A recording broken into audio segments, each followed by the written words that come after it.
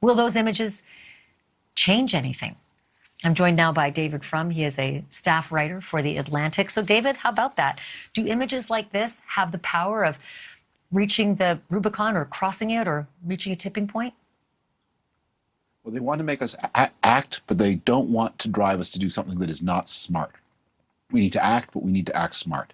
The most important thing we can do right now is to begin to control the flow of gas and oil out of Russia. Russia is making almost $1 billion a day by selling oil and gas to Western countries. And that is up by about a third from their value last year. So what can we do about that? We can't immediately turn off the flow of gas to Europe. Europe will freeze. But what we can do is impose a tax on the Russian gas, a hefty one, 30%, 40%, and use that money and pay it to the Ukrainians. What will happen at first, at the very beginning, that gas tax will be paid by the European customers. But as more and more energy begins to flow across the Atlantic from North America into Europe, that Russians, in order to keep their market share, will find themselves having to cut their own price and redistribute, whether in order to keep any money flowing to them, redistribute more and more of the proceeds of their gas sales to Ukraine. Ukrainians need money. They are running a monthly budget deficit of $7 billion a day. That's what they need more than fighting people from North America or the European Union. Well, let's talk a little bit more about the financial stranglehold, because that's been ongoing for a month, a little more than a month, and it seems to have absolutely zero effect on what you're seeing on your screen. I mean, the attacks are more ferocious, the focus on civilians more pointed. It seems as though the more you cut off Putin's money, the angrier he gets and the more desperate he becomes. Well, that's because the sanctions are having an effect. These are the actions of a beaten army. I mean, when you put a child on a tank in order to drive the tank out of town, that's the act of a tank crew that is terrified, that knows they will be hit and will be killed if they don't do otherwise. This is a beaten army committing atrocities on its way out. There are more things we can do. That we've blocked hundreds of billions of dollars with the Western countries of Russian assets in European and the central bank, in the European Central Bank and the Federal Reserve. You could pass a law in the European Union that allows the survivors of the people who have been massacred by the Russians in Ukraine to sue central banks and claim some of that money for themselves. But what Ukraine, we do not want to turn this into the Third World War between NATO and Russia. We don't want to give Russia that propaganda victory. But what we do need to do is get a flow of money to Ukraine and close the flow of money to Russia. Sanctions are working, but that selling of gas and oil is Russia's last card. Let's begin to turn that card. So, you know, you talk about the flow of oil, and that's clearly, you know, that's really the big kahuna, so to speak, in weapons against Russia. But then you see these pictures like we saw today of another oligarch's yacht seized in Mallorca, Spain. But this one had, you know, the fingerprints of the Americans on it. In fact, this was done at the behest of the Americans. Merrick Garland actually made a request of the Spanish authorities to board that yacht. And it's a 220-foot, $90 million yacht. You've got some images of the police actually boarding the transom and, you know, taking over. Here's Merrick Garland with what he had to say about this seizure. Take a listen. Today, at the request of the United States Department of Justice, Spanish authorities seized a super yacht belonging to a sanctioned Russian oligarch. Pursuant to a warrant filed in the U.S. District Court for the District of Columbia, we will now seek to have the vessel forfeited as the proceeds of a crime. So that's $90 million of forfeited proceeds. And they buzzed out the back, but it's the Tango. That's the name of that yacht. And the oligarch is Victor Vekselberg. It feels satisfying to see these pictures, but it's a mere drop in the bucket to do these kinds of things, isn't it? Yeah, the yacht seizures are symbolic politics. They don't make much of a difference. And they're going to be hard to sell because with Russian oligarch sanctions, who's going to buy the yachts? That's the market for them. But it does point to the power of this coordinated economic activity. This is the thing we can do. We can do it right now. But the most important thing to do is to turn off the money from oil and especially gas. The thing about oil is it's very easy. Oil can be sold anywhere. You can put it on a boat, you can move it. Gas is hard to move, and Europe is dependent on Russian gas that flows through pipelines. But North America, Canada, the United States, they have lots and lots of gas. You can liquefy it and put it on boats, but we have to ramp it up now, and that means we are going to need the prices that make it possible, and the excise tax on Russian gas is the thing that will make it possible. It will squeeze gradually but inescapably, and it will transfer money to Ukraine not only to fight the war but to reconstruct after the war. So tomorrow, David, President Zelensky is scheduled to meet with the UN Security Council. My assumption is it'll be, virtual, like have been all of his addresses to various parliaments and governments around the world.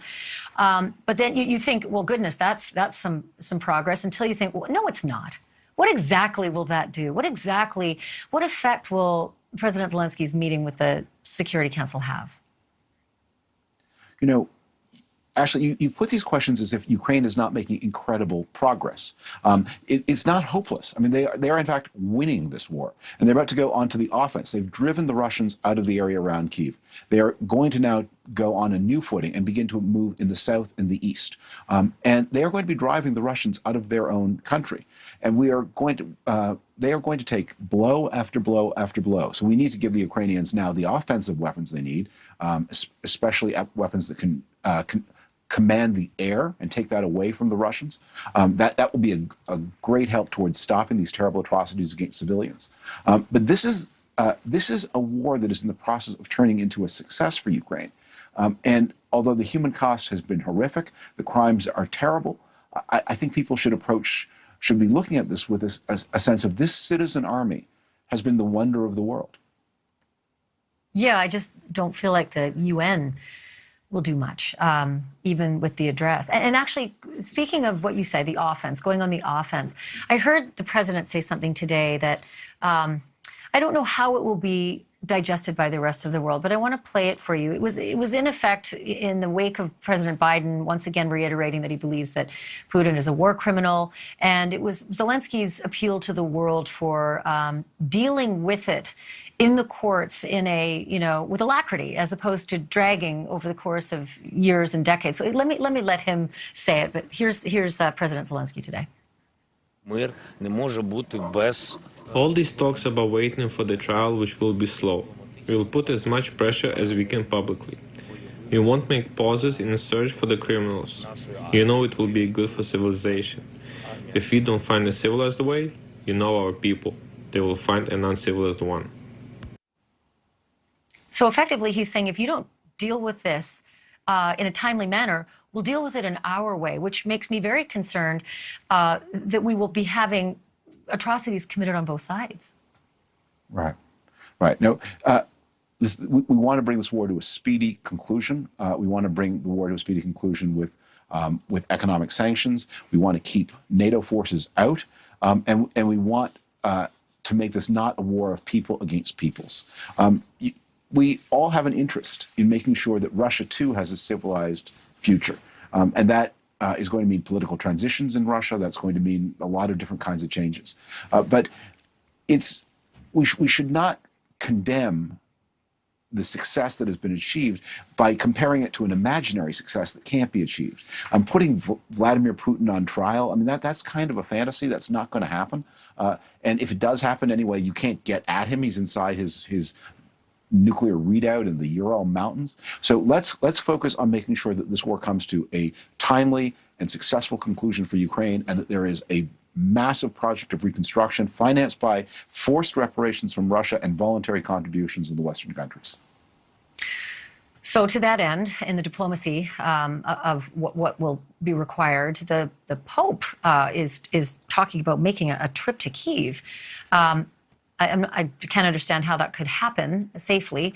And at the same time, I'll just lop this in with the question. Is there any hope for, President Zelensky and Vladimir Putin to meet face to face? I guess in the same vein, is there any hope for the Pope to actually be in Kyiv? Yeah. Well, I think these crimes by the Russians have in a way locked the exits after them. That Russia is going to very soon need this peace very, very badly. But the atrocities they've committed make it difficult for them to negotiate. I doubt the negotiation will happen face to face. It will happen through diplomats. It'll happen probably through intermediaries. That Putin has created a nation in Ukraine. Before this war, Ukraine was often a divided nation: east versus west, cities versus country. People who spoke Russian, people who spoke Ukrainian, people of Catholic and Orthodox faith. Putin has created a national consciousness by these terrible crimes, and that's going to make it very hard for Putin to get out of this with any kind of fig leaf of justification for what he's done. But he has created bitterness that makes peace that much more difficult. There's a question that keeps popping up, and I don't profess to know the answer. There's a lot of history. I've read your work about the history of Ukraine, and I thought, dear Lord, I had a lot more work to do, not knowing so much. But why wasn't Ukraine admitted to NATO sooner? Was the fear that this would be the result? We wanted to we made a bunch of decisions, NATO collectively. We wanted to avoid provoking the Russians. We wanted to hold out a hand of friendship to Russia back in the 1990s and to help Russia into a community of democratic countries.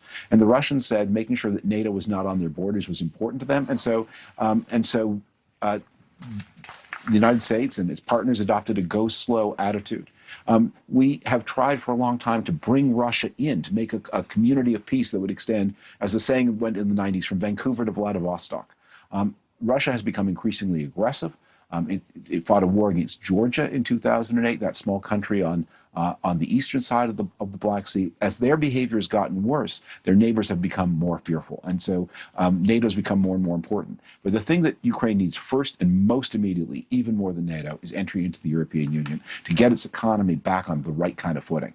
And also, by the way, to make sure that those Ukrainians who are now seeking refuge in Europe have as of right ability to stay, as of right ability to earn a living, as of right ability to send remittances home to support the people who have not been able to leave their country and who will depend, because of the smashed state of the Ukrainian economy, on aid from their relatives who are working in Germany, France, elsewhere.